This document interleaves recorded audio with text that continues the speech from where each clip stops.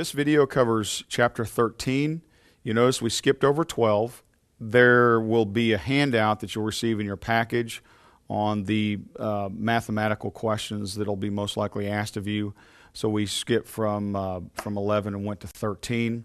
The specialty areas has 4 possible questions on your exam. It's primarily dealing with property management, landlord, and tenant. And so there's about 5 or 6 things that I really need you to understand. And it's a relatively short video. So let's go ahead and get started. First page, we're on 165. That's Roman numeral 1A. A lease is a contract between the leaseor, the owner, and the leasee, the tenant. And it transfers possession.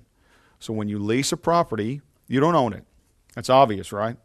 You just lease it. You have a right to be there. Okay, and that under the auspices of the Landlord and Tenant Act. Go to B1. Here's some leases that you need to be familiar with. Estate for years. Lease for a definite period of time terminating automatically without notice by either party. Okay, an estate for years is not an estate or lease for years and years and years. Essentially what it says is that it says a definite period of time terminating automatically without notice of either party. So it has a beginning and an ending. Number 3, tenancy at will. Lease that gives the tenant the right to possess with the consent of the landlord for an indefinite period of time, terminated by giving notice by the death of either the landlord or the tenant. So an indefinite period of time is exactly what it says. A tenancy at will is at the will of either party. Either party can say, okay, I'm done. You need to move out, or I'm done, I don't want to rent anymore. So that's tenancy at will. 4, tenancy at sufferance. Tenant continues to hold possession without the consent of the landlord. If the tenancy or the lease runs out and they're still there, they haven't moved out, they haven't paid their rent for the next month, that's a tenancy at sufferance. It's better than being a trespasser because there's certain rights and rules and obligations that both parties have in that situation. So a tenancy at sufferance is the lease is over, the tenant's still there, or they haven't paid their rent and they're still there. And there's a process through the Landlord and Tenant Act that you have to go through. You just can't go over there and grab them by the head and toss them out of your property. You can't do that. There's laws and rules that require certain things, certain ways to deal with that. C, no 1 and 2, and that's gross lease and net lease. And we've heard this in a different chapter. Gross lease, tenant pays a fixed rent while the landlord pays all the taxes and the insurance. And then number 2, net lease. Tenant pays rent plus all or part of all the property charges. Okay, D, requirements for a valid lease. Number 1, you have to have an offer and acceptance. 2, consideration generally takes the form of rent. Go to the next page. 3, capacity to contract. You got to have a legal capacity. And then 4, a legal objective. All those things that we learned in the previous chapter or an earlier chapter about what makes a contract a contract. E, breach of lease. 1, tenant breach. A, the landlord can sue the tenant to obtain a judgment to cover the amount due. Or B, landlord may retake possession through actual eviction. Okay, E3, death of the parties or sale of the property generally will not terminate a lease. Just because one of the parties dies doesn't necessarily mean it terminates the lease. You can have you can have it willed. Maybe if you have your estate, the people that would be taking over that estate have a right to keep that. I call it keep the ball rolling with that lease. So it doesn't. If a person dies in that tenant-landlord relationship, it doesn't. Generally, will not terminate the lease. There's processes that you have to go through. F is about management agreements. No 2. F2, property manager is a general agent. What does a general agent do? Well, if you've ever rented from an apartment complex, you meet a person and they show the property and they handle hiring and firing and a whole lot of different things for that apartment complex. And that's what a property management manager does. G, management functions. Here's what the manager does. Number 1, developing and operating a budget. 2, they rent the properties. 3, they select tenants and collect rents. 4, they maintain good relations with the tenants. And then they also, the last one, 5, maintain the property. H, along with other trust accounts in your other contracts. H1, required by most state laws in order to protect the public's money. 2, commingling the broker's funds with his or her client's trust account funds is illegal.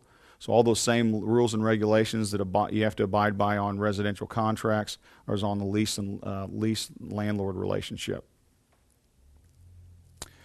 Roman numeral 2B, condominiums. What are condominiums? Go to 2. The owner holds fee simple title to one unit and specified share in the common areas.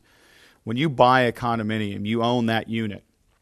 And then there's this number, actually it's quite a big number.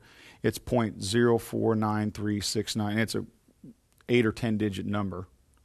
And what it does is it theoretically gives you an ownership in the common areas. You got a little bit of the parking lot, a little bit of the pool, a little bit of the tennis court, and that's what you own. You own your unit plus a finite little amount of everything else, all the common areas. So that's how you own condominiums.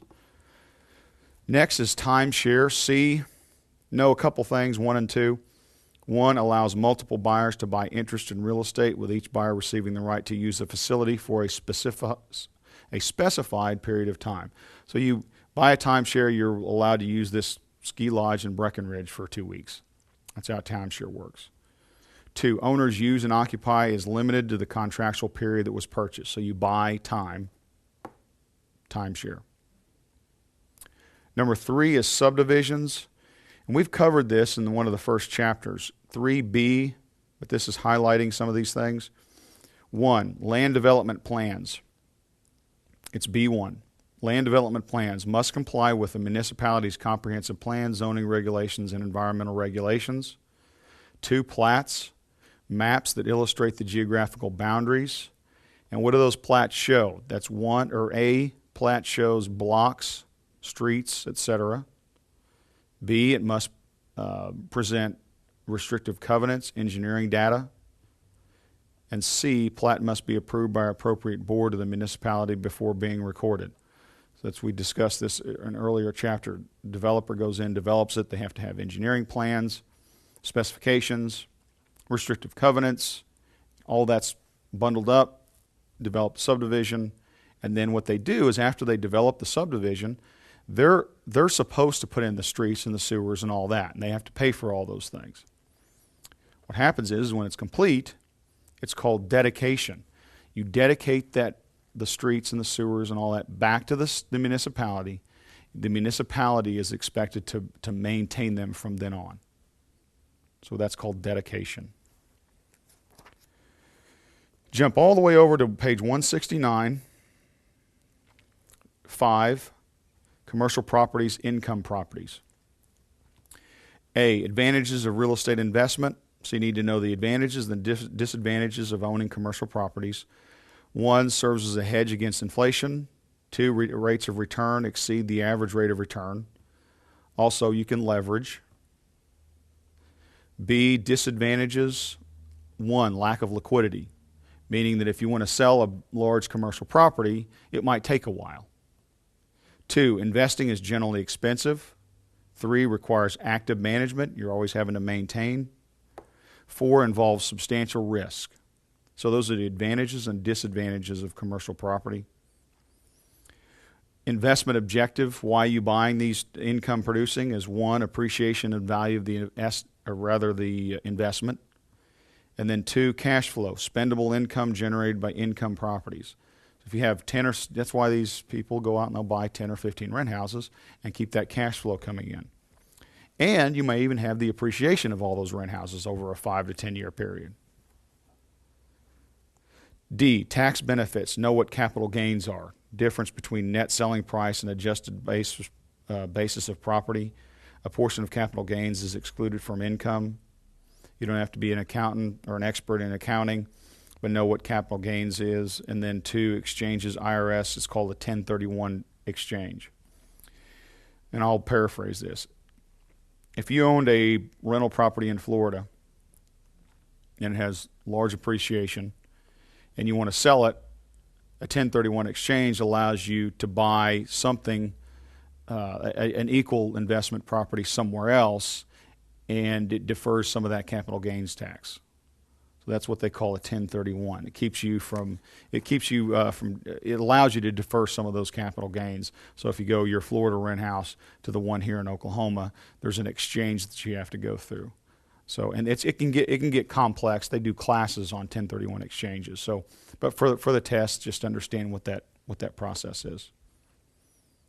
Okay, go to 6, and that's agricultural property. I know it says broker only, but there are a couple things that you need to know. 2, irrigated types of properties, agricultural property. Irrigated includes orchard, vineyards, pastures, raw cropland. And then 4 is a range, includes all grasslands, shrub lands, and those forest lands that will continually or periodically naturally through management support vegetation that provides forage for grazing and browsing animals.